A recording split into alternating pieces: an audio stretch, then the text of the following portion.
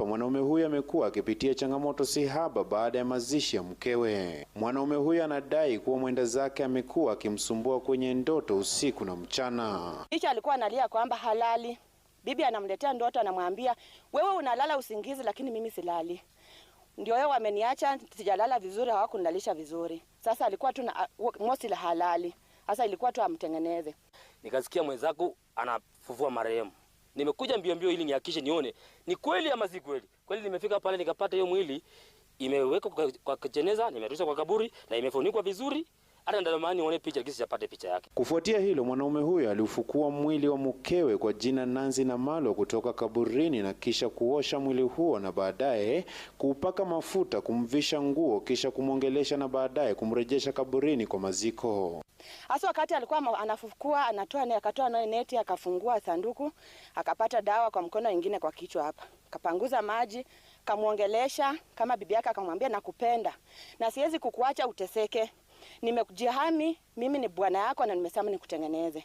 Ameosha mwanamke wake, akaenda kwa nyumba, akachukua mafuta, akampaka, akapangusa sanduku mzuri, akaanza kumfaa, akampaka paka mitomo.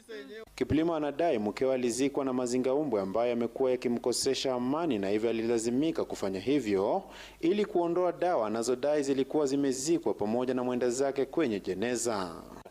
Inasemekana ya kwamba baada ya yeye kuchupua mwili wa marehemu, kutoa nje ya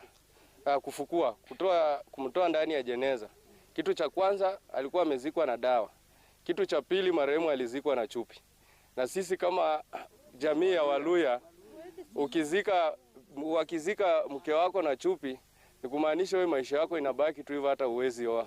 Maafisa wa polisi kutoka kituo cha Kiminini walifika kwenye eneo la tukio na kumkamata Kiplimo, huku mshukiwa sasa akishtakiwa na sehemu ya 137 ya kanuni ya adabu inayohusu kosa la kuzuia maziko ya mwili wa marehemu au kuharibu kwa namna nyingine. Sheria hiyo inaharamisha hasa vitendo kama vile kuzuia maziko kinyume cha sheria, kufukua mwili bila mamlaka au kushindwa kuzika mwili wakati mtu ana wajibu wa kufanya hivyo.